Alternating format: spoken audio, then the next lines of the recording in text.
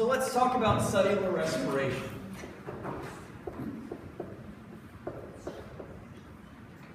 So predominantly what we focused on in this series of experiments was we focused on the actual respiration equation.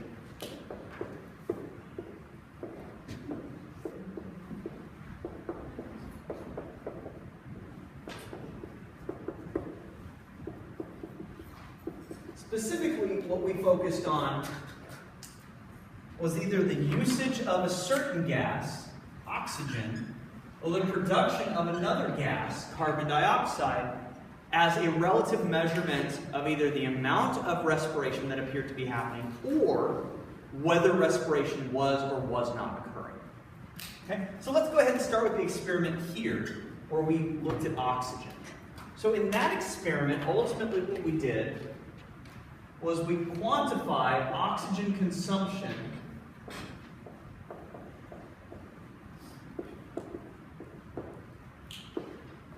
as a representation of metabolic rate.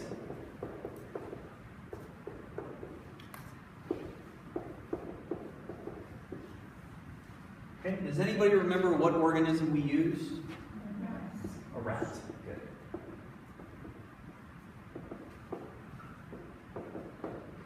Okay, now there were three things that we needed to quantify here.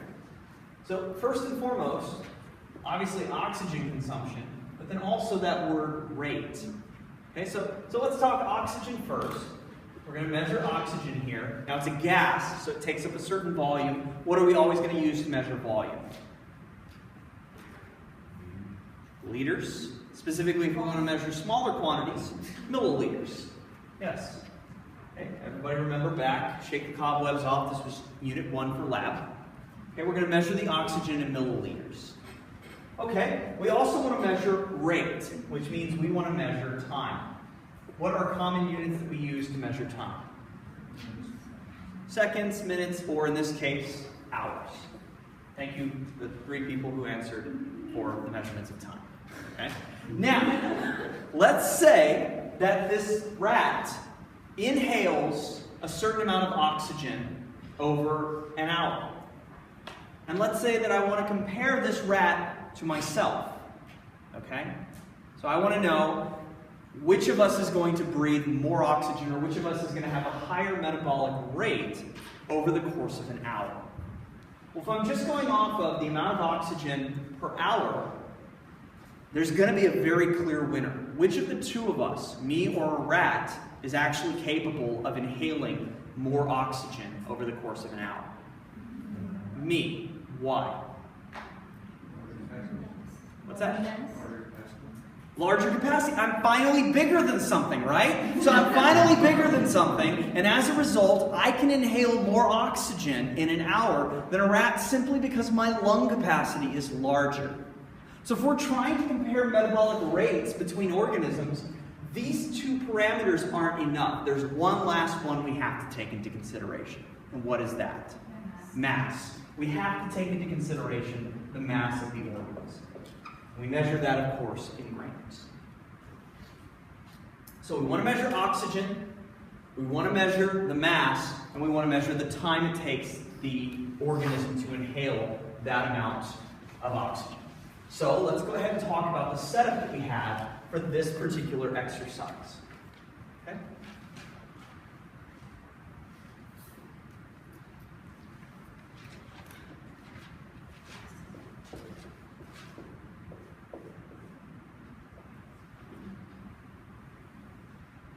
All right, so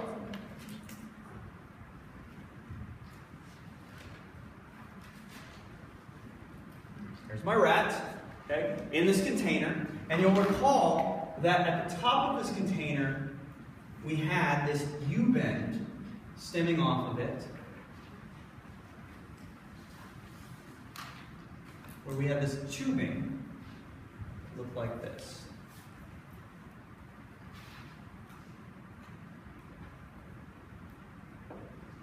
Okay? So, had this container, had this U-bend, and in this U-bend I have water. This water initially started at the same level on each side of this U-bend. Now, this rat is going to inhale oxygen. But there's a current problem that many of you will probably remember in regards to respiration. Organisms inhale oxygen, but what do they exhale? Carbon dioxide. Well, carbon dioxide is a gas. So even though this rat is inhaling the oxygen we want to measure, it's exhaling carbon dioxide. And when it exhales that carbon dioxide, if this water moves at all, the carbon dioxide is going to push the water right back down to where it was, and it's going to remain level. So we need to get rid of that carbon dioxide. So to do that, we placed something in the bottom of this container. Does anybody remember what that something was? Yes. KOH, which stands for potassium hydroxide. So I've got all these little pellets at the bottom here of this container, and these are KOH, which is also potassium hydroxide. What does potassium hydroxide do? Anybody remember? It absorbs carbon dioxide. So the CO2, that's going to be absorbed by those. Great. So we now can monitor the amount of oxygen that the mouse inhales. So as that mouse inhales oxygen, the water level here changes. It drops on one side and it increases on the other. And then what we do is we take a syringe and we actually inject oxygen back into this tube until the water reads level. And however much oxygen we inject, that tells us the relative amount of oxygen that that rat inhaled. So that gives us our oxygen. Okay. We time the rat for a certain amount of time, so we get our hours. And then we, of course, took the mass of that rat, so that gives us our grams. And then once we've got all of that, the units that we use to measure all of this and to quantify this are milliliters of oxygen per gram hour. That's going to give us our metabolic rate, and because we've taken mass into the equation, now I can compare the relative metabolic rate of a rat to myself. Questions, concerns? Okay, so that was the first experiment we performed. That was using a quantifiable means of measuring metabolic rate. The next experiment we performed, however, did not use quantifiable, it used qualitative assessments. Okay. So in this next exercise, what we did was we used CO2 presence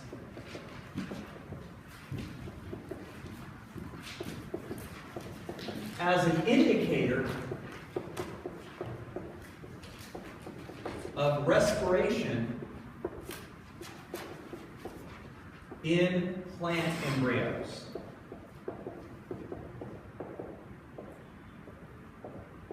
Anybody remember what organism specifically we used? Black-eyed peas. Good. Okay. So we used black-eyed peas.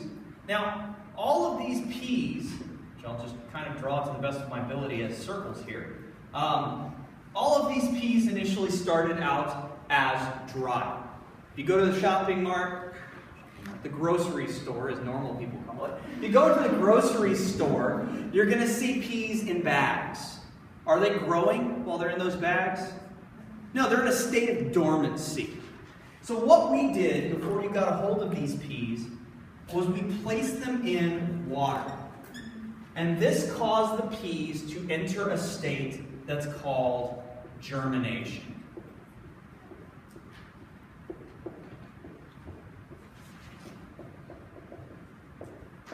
Does anybody know what germination is? So it's a state of growth after a state of dormancy. Now, follow-up question. Do you think that these embryos need to perform respiration to grow? Absolutely. And remember from the equation I have written up here, that what that means is they're going to consume oxygen, and in addition to producing ATP, they're also going to produce carbon dioxide. So what you then did was you took these peas and you divided them up into 2 sets. One of these sets of peas you boiled, and the other set you did not. Now, no matter which set it was that you made, or with both of these sets, you then took these peas and you placed them into a particular apparatus that looked like this.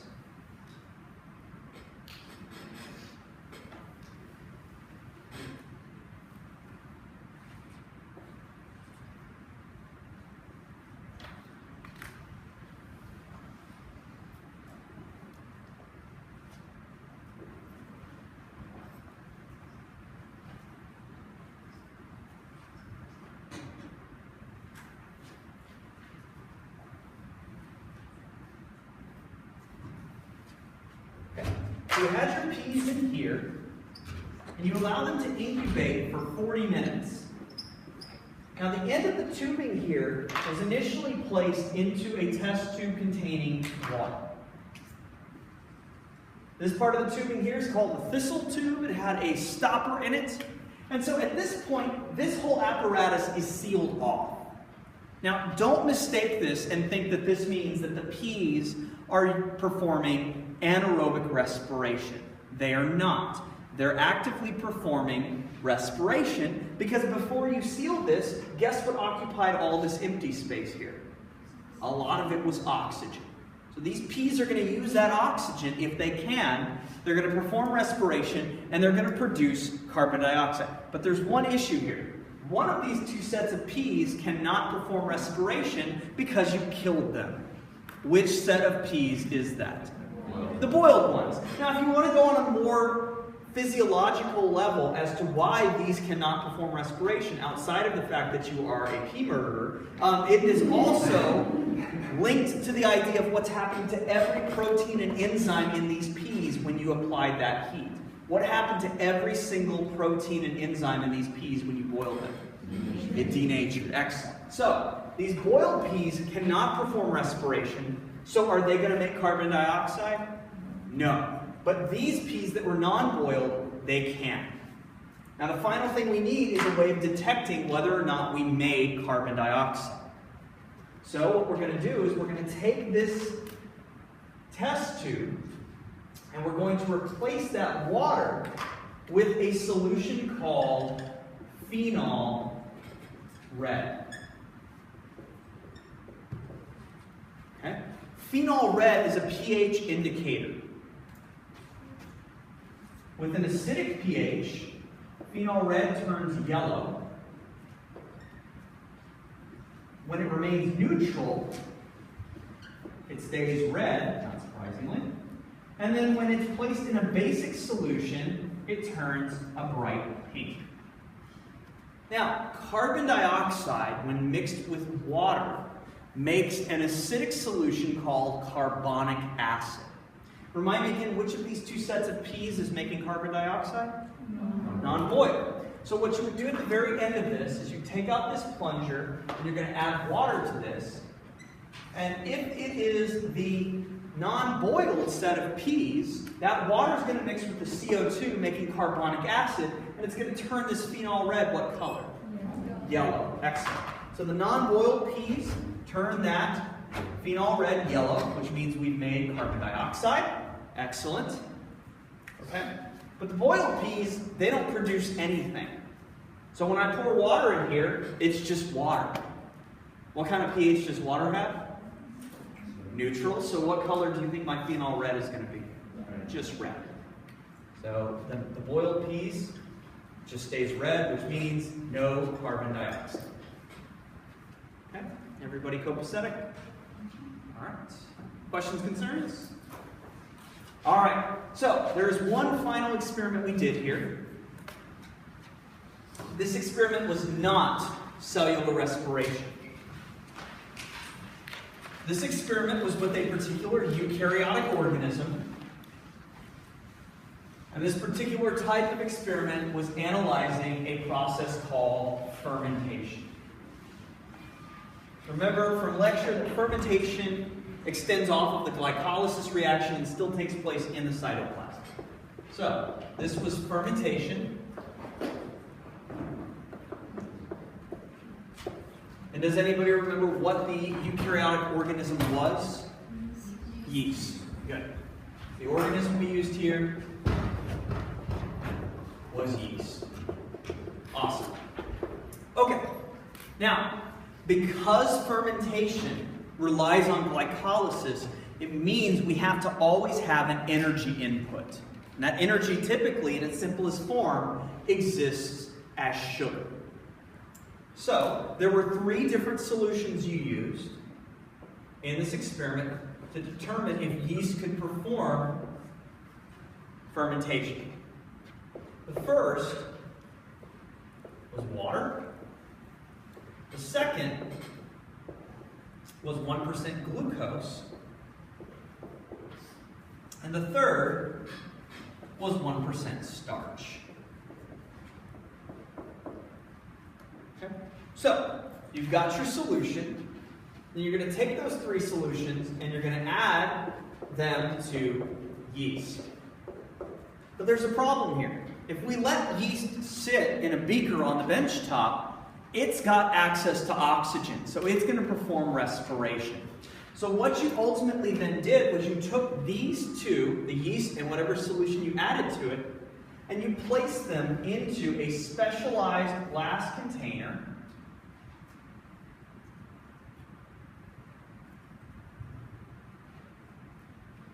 that looks like this. Now, it's worth mentioning that I'm well aware that this particular glass container looks like other glass containers that are used for recreational purposes. But make no mistake, the name of this particular container is a fermentation tube, not a bomb. Okay? Please do not confuse the two. Now, we take our mixture and we put it into this fermentation tube. And we incubate it at 37 degrees Celsius for 40 minutes.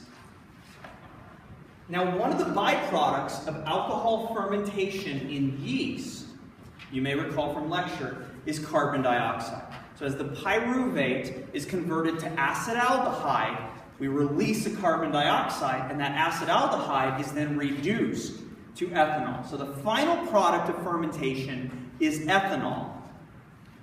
But a byproduct of fermentation in yeast is carbon dioxide.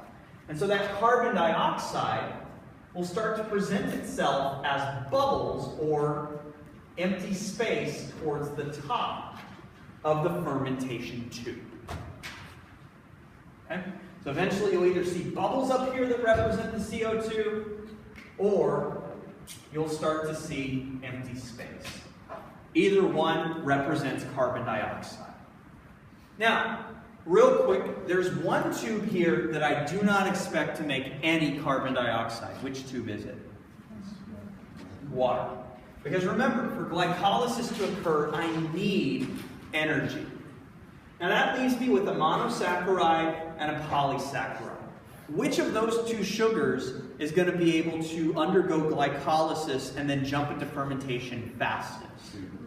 Glucose. So with glucose, this is where we expect to see the highest level of carbon dioxide. With starch, we only expect to see a minimal level of carbon dioxide because starch has to go through several stages of hydrolysis before we actually get to the glucose molecules that can then be broken down to pyruvate that can then undergo fermentation. So are there any questions about this fermentation exercise? All right. So that brings us to the end of the respiration unit. Next, we'll jump into photosynthesis.